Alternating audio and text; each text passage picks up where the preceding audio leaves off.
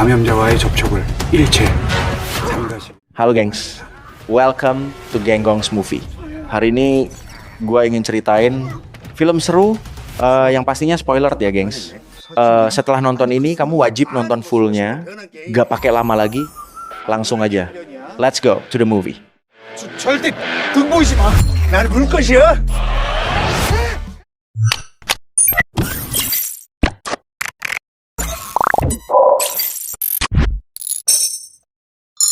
Seorang ayah tiba-tiba menemukan putrinya berubah menjadi zombie. Untuk melindunginya dari manusia, dia membawanya ke daerah pantai. Dia bekerja sebagai pelatih harimau, jadi dia mencoba melatihnya untuk menghadapi manusia dengan aman. Tapi apakah dia akan berhasil atau tidak? Cerita dimulai di pelabuhan di mana seorang pria baik hati bernama Zong kembali ke rumah membawa makanan untuk putrinya bernama Sue. Dia mengetuk pintu kamarnya dan masuk dan menemukannya sedang menonton TV. Ketika dia berbicara dengannya, dia perlahan menoleh dan dia terkejut. Dia sebenarnya adalah zombie yang mencoba menyerangnya. Tapi Zong tahu cara menanganinya dan berhasil menghentikannya. Zong bekerja sebagai pelatih harimau di kebun binatang dan sangat terampil dalam pekerjaannya. Kita kemudian kembali untuk melihat bagaimana Su terinfeksi. Dia sedang berlatih menari untuk sebuah kompetisi. Kita kembali ke Zong yang telah menyiapkan pesta ulang tahun kejutan untuk menuntut neneknya. Neneknya menjanjikannya hadiah manis saat dia berkunjung.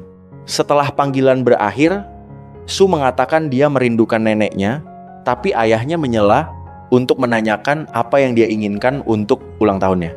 Dia menjawab bahwa dia hanya berharap dia berhenti memberinya permen yang sama setiap tahun. Itu adalah sepasang headphone yang selalu dia idam-idamkan. Saat itu, Sue menyadari sesuatu yang aneh dan segera menelepon ayahnya. Ketika dia datang, mereka berdua melihat tetangganya bertingkah aneh. Awalnya, mereka mengira pasangan tersebut hanya bertengkar, namun saat mereka melihat lebih dekat, mereka melihat wanita itu menggigit leher pria tersebut.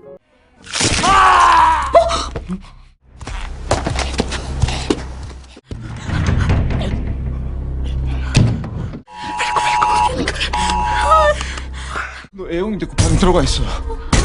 나오면 안 돼. Dia berubah menjadi zombie. Mereka panik dan bersembunyi, tapi telepon Su berdering dan zombie mendengarnya membenturkan kepalanya ke kaca hingga pecah. Zong melindungi putrinya dan berlari bersamanya keluar apartemen. Di luar, seluruh lingkungan berada dalam kekacauan. Semua orang, bahkan anjing, telah berubah menjadi zombie. Zong mencoba menelepon polisi, tapi tidak ada yang menjawab. Dia memberitahu putrinya bahwa mereka harus melarikan diri ke desa neneknya. Ketika Su bertanya bagaimana mereka bisa sampai di sana, ayahnya bilang mereka akan berpura-pura terinfeksi sehingga tidak ada yang menyerang mereka. Sebelum Su bilang menolak, sekelompok zombie muncul dan mereka bertingkah seperti orang yang terinfeksi dan berhasil menyelinap lewat sambil berlari. Su tersandung dan hampir digigit, namun Zong melindunginya.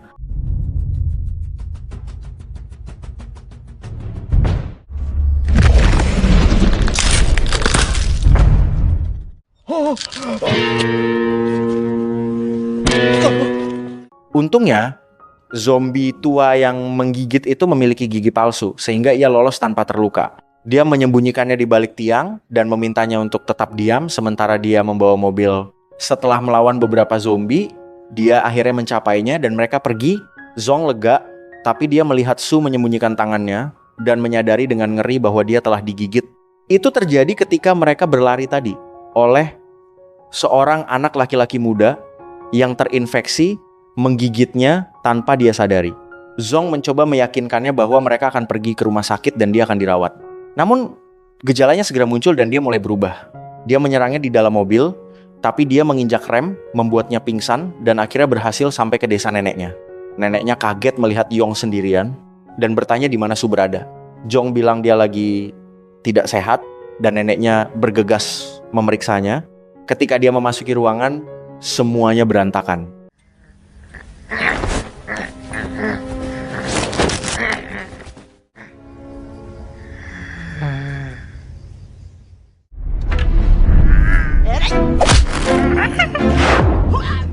Sang nenek berhasil membela diri. Kemudian, dia menangis ketika menyadari apa yang terjadi pada gadis itu di hari ulang tahunnya. Zong menghiburnya dan membuka berita di mana pemerintah mengumumkan tindakan darurat untuk membendung infeksi, dan memperingatkan warga untuk menghindari kontak dengan siapapun yang menunjukkan gejala. Zong membawa Su ke rumah sakit, tapi memutuskan masuk dulu. Jong sendirian di dalam, dia melihat seorang wanita berusaha melindungi putranya yang terinfeksi. Saat polisi mengetahui adanya penggunaan kekuatan mematikan jika diperlukan, anak laki-laki tersebut tiba-tiba menggigit ibunya dan petugas menembaknya. Karena mengerikan, Jong berlari keluar dan pergi bersama Su. Dia menggali lubang yang dalam dan berniat menguburnya sendiri daripada membiarkan pemerintah menembaknya. 이건 진짜 아닌 것 같다. 신고하면 어떻게 되는지 알아?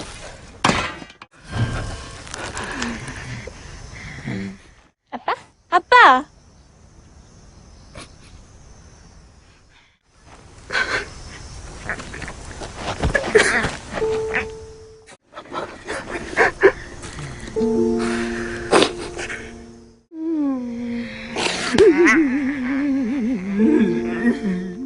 Tapi ketika dia ingat bagaimana Su biasa memanggilnya ayah, Zong tidak bisa melakukannya. Dia menjatuhkan skop, memeluknya, menangis, dan berkata ayo mati bersama. Ibunya memukulnya, mengatakan dia akan mengakhirinya sendiri jika dia tidak mau. Tapi dia menghentikannya. Saat mereka berdebat, Su kabur. Mereka mengejarnya, dan Zong menebak di mana dia. Hilang. Dia benar. Dia kembali ke tempat yang biasa Su kunjungi bersama bibinya ketika dia masih kecil. Dia mengatakan bahwa selama Su masih mengingat sesuatu, dia pasti masih hidup. Seperti sebelumnya. Ibunya memukulnya, mengingatkannya bahwa berita mengatakan semua orang yang terinfeksi telah meninggal. Yang pasti Jong memainkan lagu favoritnya, lagu yang biasa dia bawakan setiap hari. Yang membuatnya senang, dia mulai merespons dan menari, sama seperti sebelumnya. Sekembalinya ke rumah, Jong mendengarkan seorang dokter di TV menjelaskan bahwa virus menghancurkan fungsi otak, tetapi hanya menyisakan naluri yang hidup dan merangsang aktivitas otak, dapat membantu memulihkan ingatan dan melemahkan virus. Zong sangat gembira dengan kemungkinan ini. Kemudian seorang pria bernama Dong, teman lama Zong, mengunjungi rumah sang nenek. Dia menyapa Zong dengan hangat dan bertanya tentang Su. Saat dia tidak sengaja melihat kondisi Su, dia panik dan mencoba menelepon polisi. Tapi Zong menghentikannya, mengambil ponselnya, dan menunjukkan kepadanya video Su menari mengikuti lagu favoritnya. Zong menjelaskan teori dokter bahwa merangsang otak melalui ingatan dapat melemahkan virus.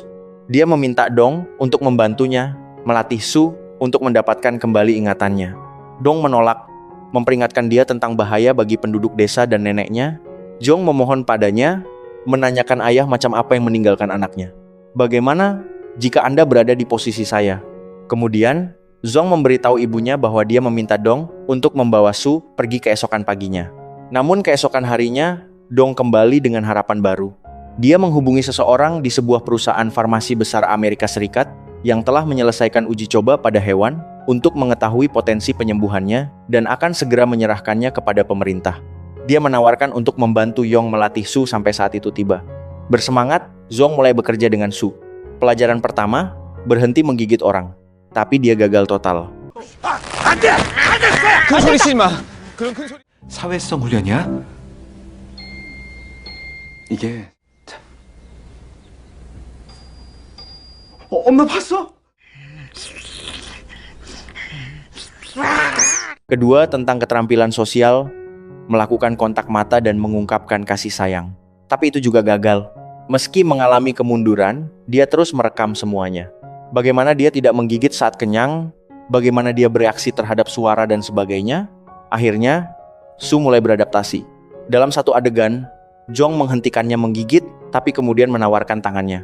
Kali ini, Su tidak menggigit, membuktikan dia sedang belajar.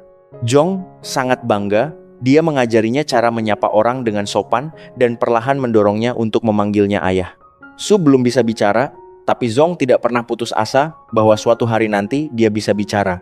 Su memakai handphone neneknya untuk menonton video YouTuber terkenal yang sedang merias wajah perempuan. Neneknya meninggalkan komentar yang mengatakan, "Cucu saya tidak tertular virus apapun." Wajahnya sedikit bengkak.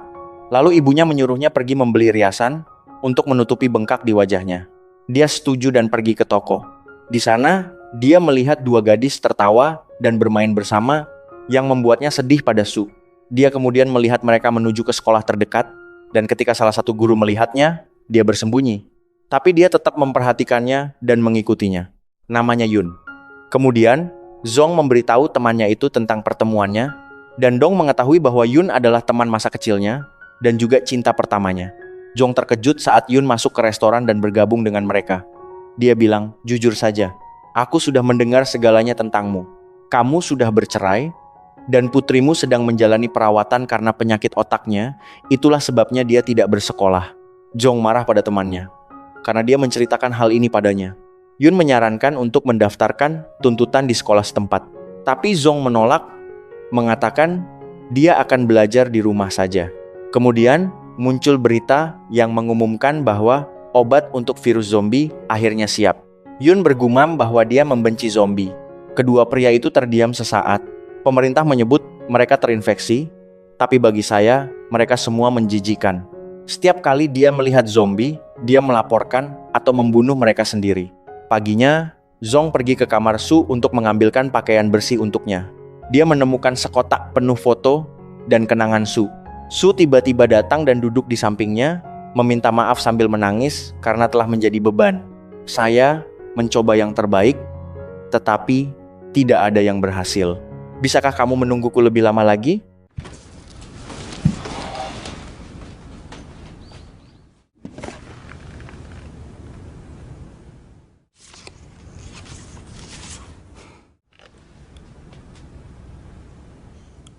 아빠, 나 때문에 많이 힘들지. Zong menjawab dengan lembut, "Tentu saja aku akan menunggu." Kemudian Su memintanya untuk berdansa, dan dia melakukannya tersenyum sedih sampai dia melihat sekeliling dan menyadari bahwa dia sendirian. Dia telah membayangkan semuanya, dia pingsan, menangisi apa yang telah terjadi pada putrinya. Ketika dia sampai di rumah, dia bertemu dengan Yun. Dia marah, dia menarik ibunya ke samping, lalu bertanya, "Bagaimana ibu bisa membiarkan dia masuk?" Kata sang ibu, "Jika aku menolaknya dia akan curiga." Tapi tepat pada saat itu, Su membuka pintu dan melangkah keluar. Yun menyapanya dengan sopan, tapi Zong bergegas menghalanginya dan membawa Su masuk. Dia menjelaskan bahwa Su tidak melihat banyak orang asing, dan Yun meminta maaf dengan canggung sebelum pergi. Di luar, Zong menegurnya, "Siapa bilang kamu bisa datang ke rumahku kapanpun kamu mau? Kamu bukan pacarku." Karena malu, dia pergi. Keesokan paginya, sang nenek membantu Su bersiap-siap merias wajahnya dan membuatnya tampak cantik. Mereka pergi keluar bersama, tapi tiba-tiba Su mengikuti bau makanan dan masuk ke toko, makan tanpa membayar.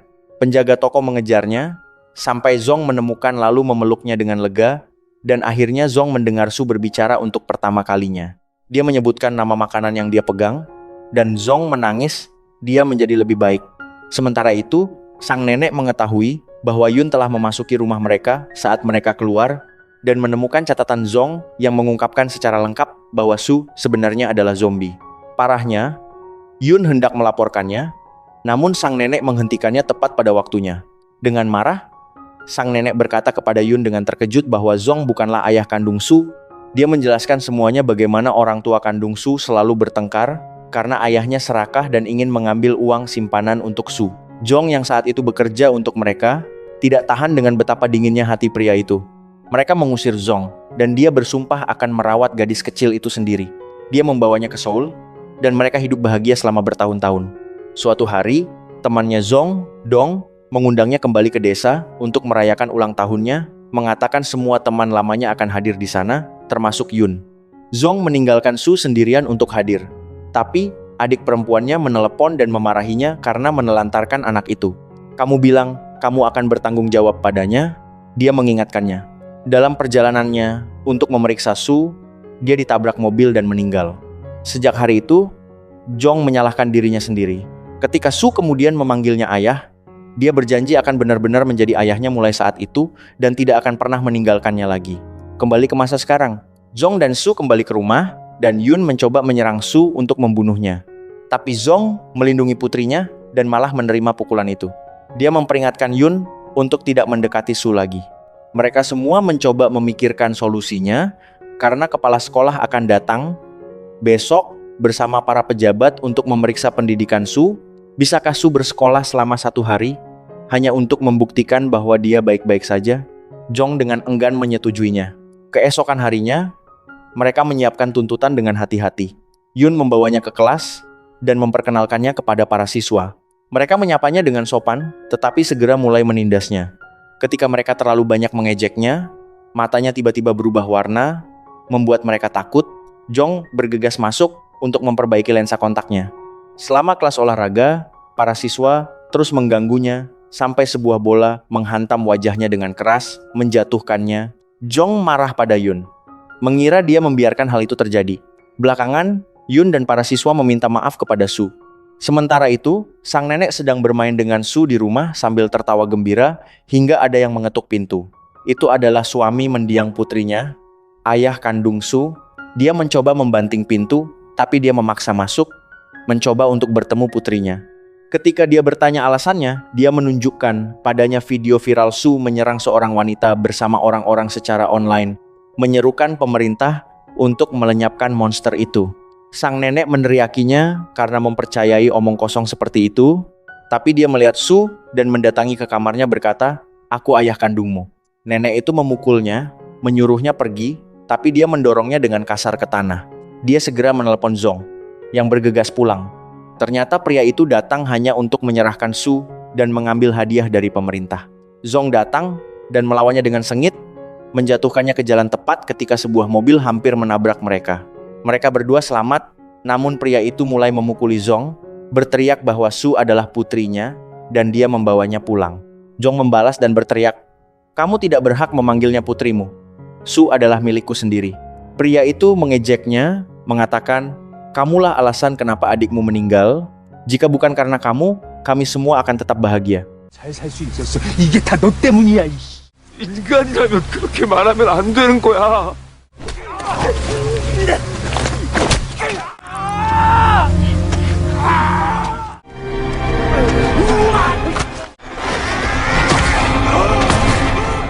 Lalu dia dengan kejam menyebut Su sebagai zombie. Jong memukulinya tanpa ampun. Melihat ayahnya dalam bahaya, Su tidak bisa menahan diri. Dia menerjang ke depan dan menggigit pria itu. Pria itu juga berubah menjadi zombie. Dan paginya, Zong menyuruh temannya untuk melarikan diri bersama Su, namun temannya memperingatkannya bahwa membantunya akan menjadikannya penjahat. Zong memberi ibunya surat untuk disampaikan, dan mengatakan dia tidak bisa menghadapi siapapun lagi. Ketika ibunya hendak mengantarkannya, mereka melihat mobil polisi di dekatnya. Kepala polisi memerintahkan anak buahnya untuk menembak jika mereka melihatnya. Nenek mencoba menelpon Zong, tapi teleponnya tidak aktif. Mereka membaca surat di mana Zong menulis bahwa pada saat mereka membaca kata-katanya, dia akan melarikan diri bersama Su untuk melindunginya, bahkan jika itu menjadikannya penjahat. Dia meminta maaf kepada semua orang dan meminta pengampunan mereka. Saat polisi mengepung tempat itu, Zong meminta Su untuk tidak khawatir, tapi dia tahu semuanya sudah berakhir. Dia meminta maaf karena tidak mampu melindunginya. Polisi memanggilnya untuk keluar, mengatakan bahwa orang yang terinfeksi itu berbahaya. Zong berteriak, dia tidak terinfeksi. Dia tidak berbahaya. Mereka memberinya satu peringatan terakhir, tapi Zong menolak untuk menyerah, kecuali mereka berjanji tidak akan menyakitinya.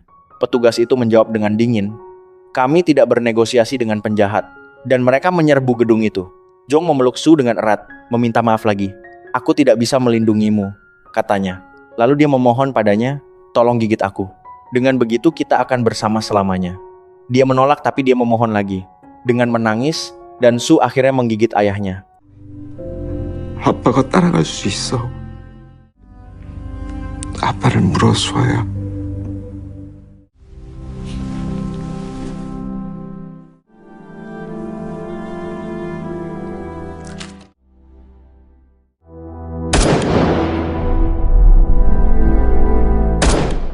Polisi segera menyerbu masuk dan melepaskan tembakan.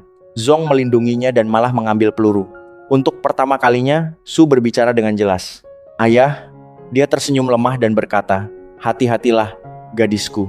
Kemudian, Su terbangun di ranjang rumah sakit dan sembuh. Virusnya sudah hilang. Dia menjadi manusia lagi. Hal pertama yang dia tanyakan adalah, "Di mana ayahku?" Nenek Su mengajaknya mengunjunginya dan mengetahui bahwa dia juga ada di rumah sakit. Ternyata 3 bulan sebelumnya, saat dia tertembak, mengira Zong akan mati, dia malah koma. Dokter kemudian menemukan antibodi terhadap virus zombie dalam darahnya. Sesuatu yang sangat mempercepat proses pemulihan. Ternyata Su yang menggigitnya menyebabkan tubuhnya mengembangkan respon imun. Sistemnya telah belajar melawan virus itu sendiri. Nenek memberikan jurnal Su dan Zong yang berisi semua kemajuannya. Setiap pencapaian yang kecil dia raih. Dia duduk di sana sambil menangis, membaca kata-katanya, merasakan semua cinta dan pengorbanan seorang ayah yang dilakukan untuknya. Kemudian tibalah hari kompetisi tari yang telah lama ditunggu-tunggu oleh Su. Dia akhirnya tampil di atas panggung dan dia luar biasa. Gerakannya penuh percaya diri, penuh kehidupan dan emosi. Yun ada di antara penonton dan merekam pertunjukan. Tiba-tiba, dia menyadari sesuatu yang sulit dipercaya. Jari Zong bergerak dan dia bangun dan filmnya berakhir, gengs. Dengan catatan penuh harapan itu, ini adalah salah satu film Korea paling sukses dalam beberapa tahun terakhir, gengs. Oke, gengs. Terima kasih yang udah nonton sampai akhir. Jangan lupa subscribe dan like-nya. Sampai bertemu kembali di film berikutnya. See you and bye.